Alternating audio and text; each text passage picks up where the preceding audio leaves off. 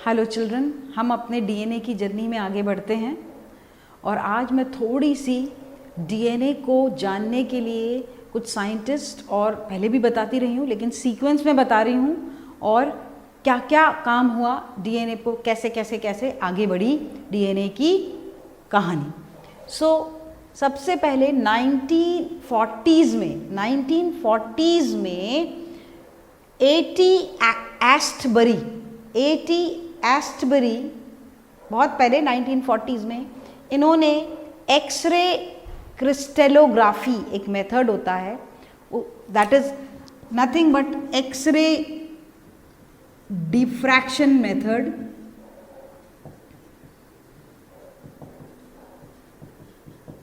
X ray diffraction से by x-ray diffraction that is x-ray crystallography he studied the DNA, study of DNA किया उन्होंने और बताया indicated that DNA is a polynucleotide. मतलब DNA कैसा है, एक पॉलीन्यूक्लियोटाइड मॉलिक्यूल है। मतलब किस टाइप का है, जैसे ये इस टाइप का डबल हेलिक्स है और ये क्या है, बहुत सारे इसमें न्यूक्लियोटाइड्स, दोनों तरफ न्यूक्लियोटाइड्स लगे हुए हैं। यू नो न्यूक्लियोटाइड्स क्या हैं? सो इन्होंने पहली बार बताया indicated that DNA is a polynucleotide with each, हर एक nucleotide occurring at the interval. मतलब ये दो न्यूक्लियोटाइड्स के बीच की दूरी कितनी, हर दो न्यूक्लियोटाइड के बीच की दूरी जो है इट इज 3.4 एंगस्ट्रॉम यूनिट। कितनी, हर दो न्यूक्लियोटाइड के बीच में जो डीएनए की चेन में है उनके बीच की दूरी कांस्टेंट है 3.4 angstrom unit. And he also gave three dimensional configuration of the DNA. Three dimensional configuration के बारे में भी इन्होंने बताया और कि ये एक पॉलीन्यूक्लियोटाइड चेन से बनी। ये सब बात किन्होंने बताई थी 1940s में बाय डूइंग एक्सरे क्रिस्टेलोग्राफी, एटी एस्टबरी। ठीक है, आगे बढ़ते हैं।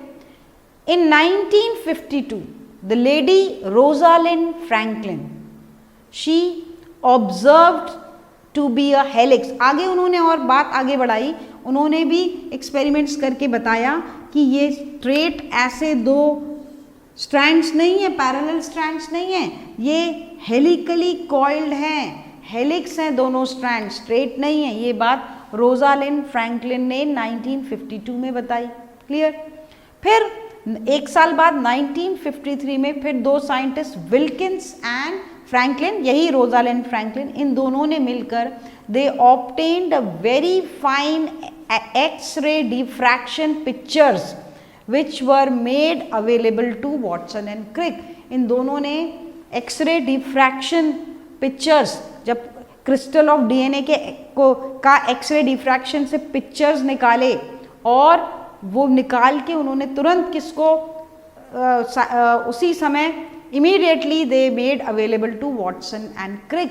फिर वॉटसन एंड क्रिक ने उसी साल 1953 में piecing together all previous information, इन सबको जोड़ा और कोरिलेट किया। Piecing together all previous information, जो बात दी गई थी, उन्होंने डीएनए के डबल हेलिक्स मॉडल का स्ट्रक्चर दिया।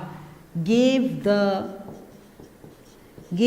The double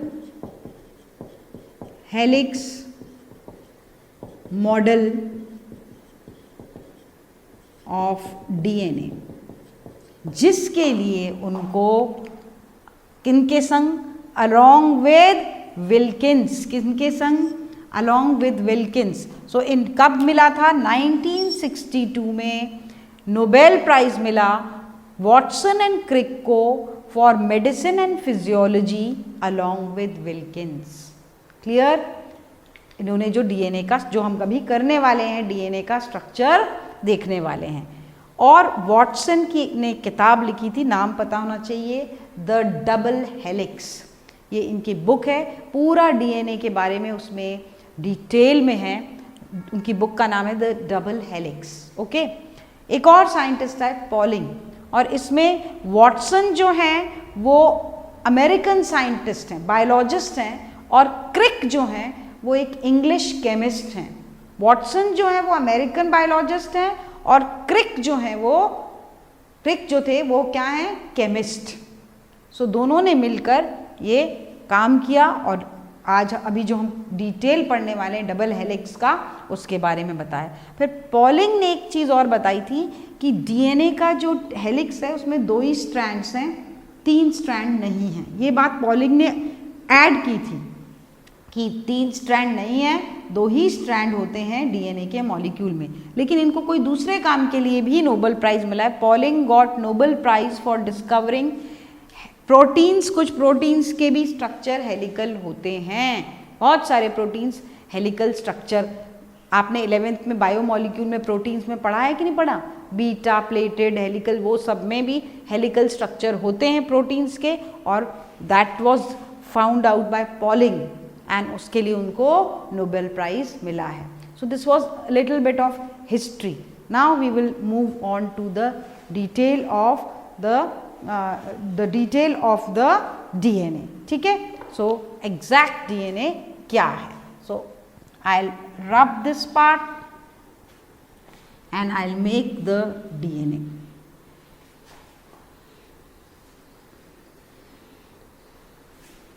So Watson and Crick का जो डबल स्ट्रैंडेड डीएनए मॉलिक्यूल है, जो डबल स्ट्रैंडेड डीएनए मॉलिक्यूल है, अपन वो देखते हैं, और उसमें सारे डिटेल्स दिए हुए हैं कि पिच कैसी है और मेजर माइनर ग्रूव कैसे हैं, तो वो बनाते हैं अपन और देखते हैं। Clear? So that I will make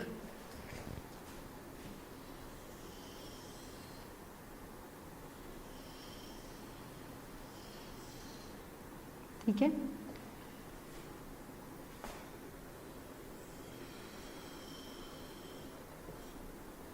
I am just making it double to understand for convenience. ठीक है, जस्ट बताने के लिए कि 1 टर्न 2 टर्न में कितने नाइट्रोजनस बेसेस आते हैं। तो point wise we will be doing. First, DNA molecule consist of 2 long parallel chains which are joined by hydrogen bonds at regular intervals. So 2 long parallel chains, 2 long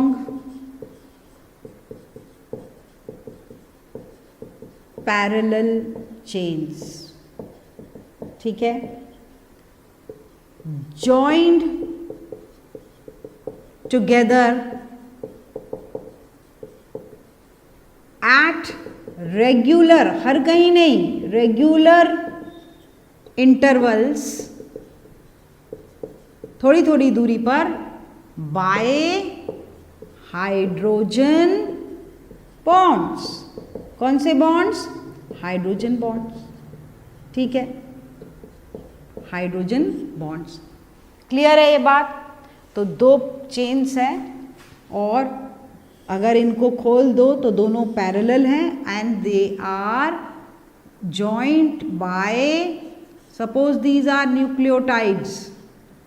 और आपको मालूम है, अभी बताया मैंने, 2 न्यूक्लियोटाइड्स के बीच का कांस्टेंट डिफरेंस है 3.4 एंगस्ट्रॉम यूनिट, और यहाँ नाइट्रोजनस बेसिस हैं। A joint by double bond hydrogen bond, G joint by triple hydrogen bond. So ऐसे ये जॉइंट हैं। ये वाला स्ट्रक्चर वॉटसन एंड क्रिक के पॉइंट्स हैं, ये उन्होंने क्या, जो हम आज फॉलो करते हैं आज तक।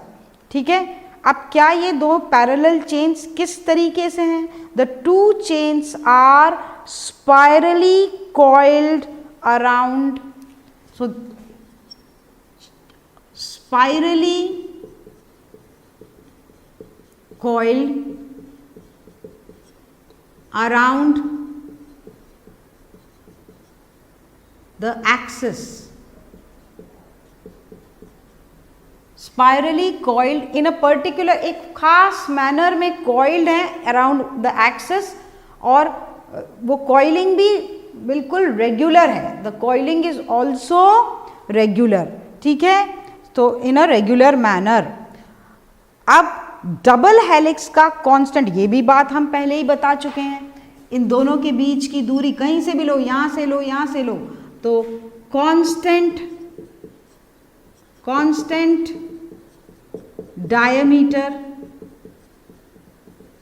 रहता है बिटवीन टू स्ट्रैंड्स, कितना आप लोगों को पता है, 20 एंगस्ट्रॉम यूनिट या 2 नैनोमीटर, ये पहले ही कर चुके हैं अपन, फिर से याद कर लीजिए, 20 एंगस्ट्रॉम यूनिट या फिर 2 नैनोमीटर।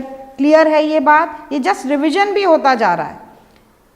और आपको पता है 1 nanometre is 1 billionth of a metre, so यहां लिख देती हूं 1 नैनोमीटर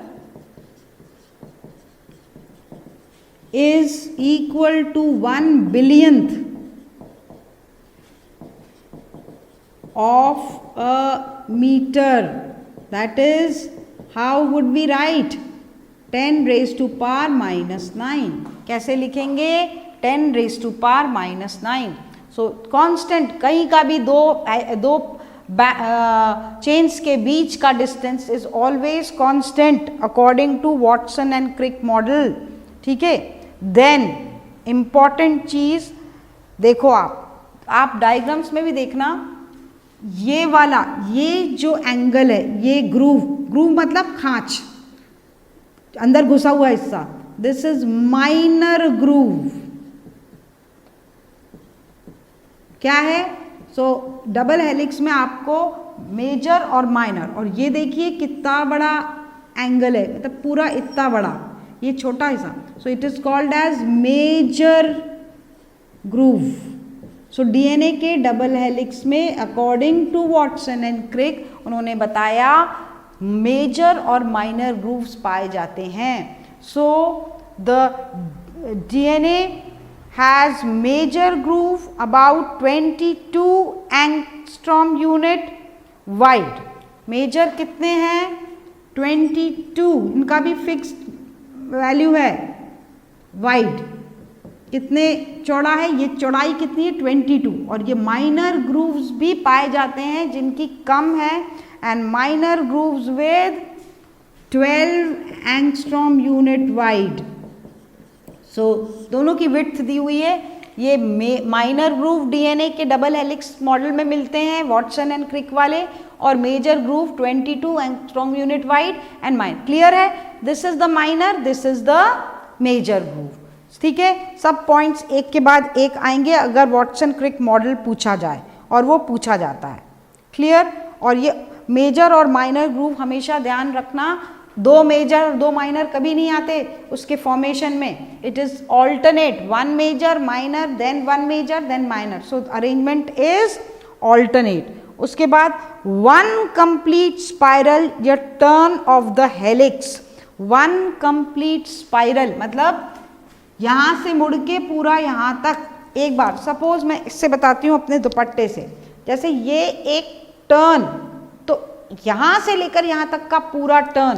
सो 1 कंप्लीट स्पाइरल और turn. I rub this and write 1 complete spiral और turn, 1 complete spiral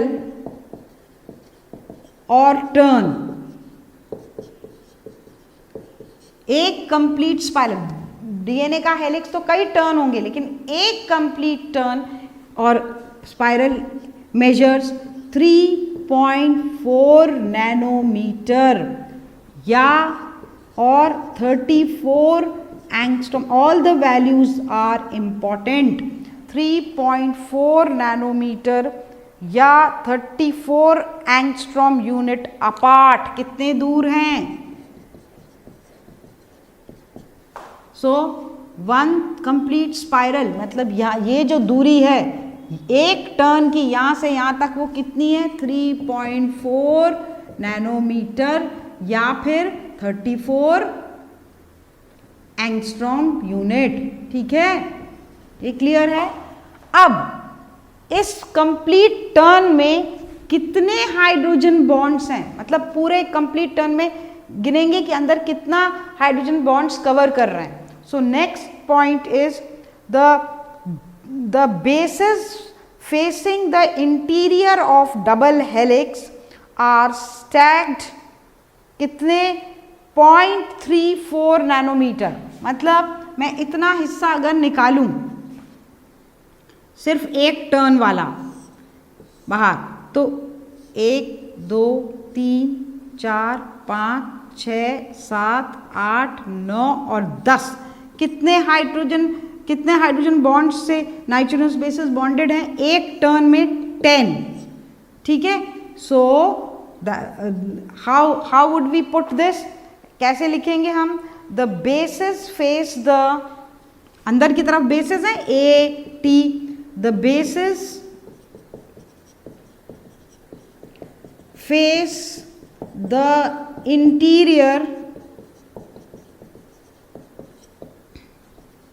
of helix, अंदर की तरफ हैं, and of the double helix and are stacked 0.34 nanometer apart and are stacked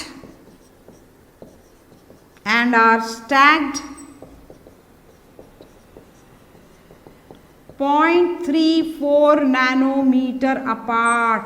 कैसे, एक टर्न में 10 पायदान है हाइड्रोजन, सो कैसे आएगा 0.34, दिस डिवाइडेड बाय 10, क्योंकि ये हिस्सा कितना है 3.4 या फिर नैनोमीटर में इतना है, अगर एंगस्ट्रॉम यूनिट में होगा तो कितना होगा 0.34 है, इसमें 3.4 हो जाएगा, और 3.4 एंगस्ट्रॉम यूनिट कैसे आया, सिंपल हिसाब है, 3 या तो 3.4 डिवाइडेड बाय 10 और 34 डिवाइडेड बाय 10, तो दोनों यूनिट्स आ जाएंगे 10 वाई, क्योंकि 1 टर्न 1 स्पाइरल में कितने हाइड्रोजन बॉन्ड्स कवर होते 10, इसलिए डिवाइडेड बाय 10। सो ये क्लियर है कैसे ये वैल्यूज आई, पूछते दे आस्क क्वेश्चन 1 मार्क के आते हैं। सो this is about the 1 turn में का distance. The sugar and phosphate components form the backbone. आप सबको मालूम है शुगर एंड फॉस्फेट जो हैं दे फॉर्म द बैकबोन, मतलब ये sugar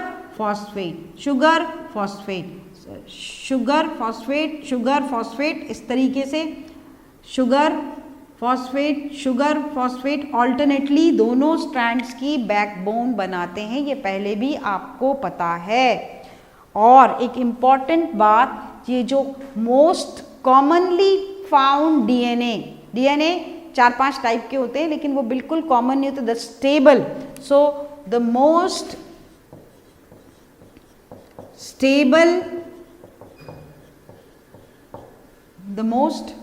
stable and active DNA, the most stable and active DNA found in generally all the living organisms is called as, question आता है इंपॉर्टेंट, BDNA। क्या बोलते हैं उसको, BDNA, क्या बोलते हैं उसको, BDNA। So that is right handed coiling, right hand coiled होता है वो BDNA, which is the most commonly found in living cells, जो DNA कर रहे हैं, it is right handed coiling. So BDNA turns and runs clockwise, it turns and runs clockwise, ठीक है, it turns and runs clockwise. So it is the most common type of DNA found in living cells. इसके अलावा भी कुछ DNA मिलते हैं, देखें वो कौन से डीएनए हैं। सो दोज डीएनएज आर, कौन से डीएनए हैं वो मैं आपको लिख देती हूँ। Those are A B C, आसान रहेगा, डी ई एंड जेड। ध्यान रखना ए बी सी डी उसी सीक्वेंस में हम लिखेंगे। So B is the common one, ठीक है। तो बी को हम क्या लिखेंगे, स्टेबल, सबसे स्टेबल डीएनए है।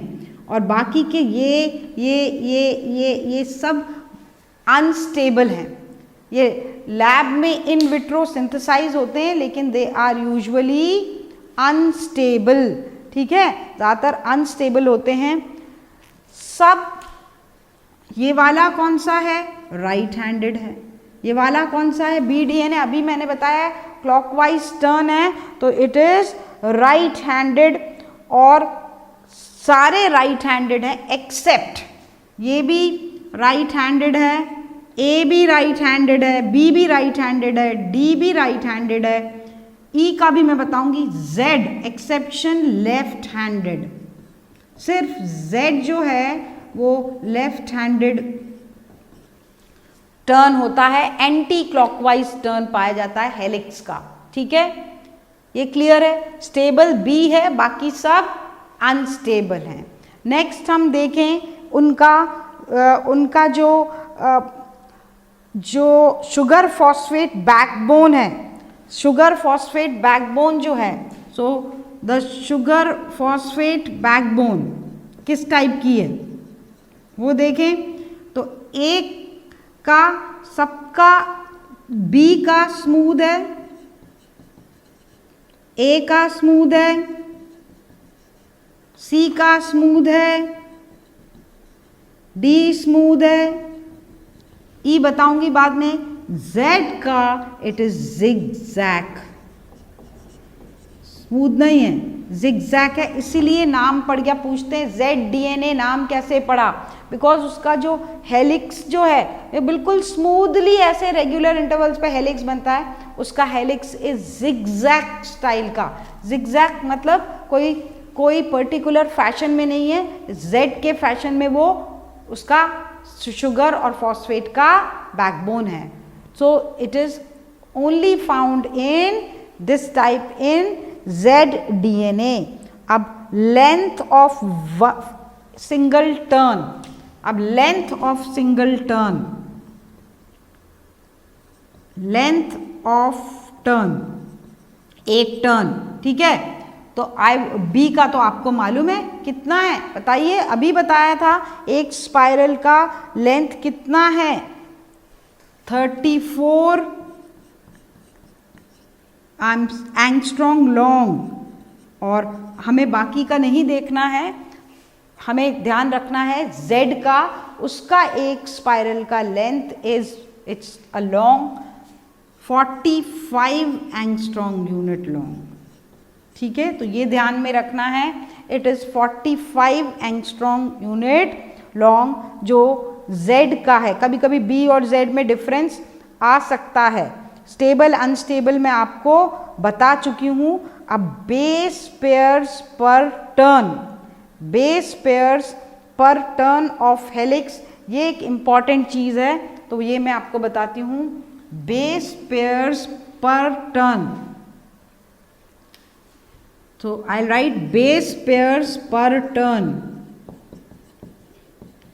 पर टर्न में आपको बी का मालूम है 10 है, कितने अभी अपन ने डिवाइड किया था और देखा था कितने हैं, इट इज 10, ठीक है। सो कहाँ से शुरू करेंगे आप, ए बी सी डी लिखा है ना, A B C D, so it's very easy. देखो ऐसा आएगा, ए का 11, 10, फिर ए बी सी 9.33 के करीब होता है एंड डी का 8। सिर्फ Z का कितने बेस पेयर्स हैं पर टर्न, 12। कितने हैं, दे आर 12 बेस पेयर्स पर टर्न। सो एक टर्न में हमारा वाला जो बी डीएनए उसके 10 होते हैं, बाकी 11 इस तरीके से पाए जाते हैं। क्लियर है।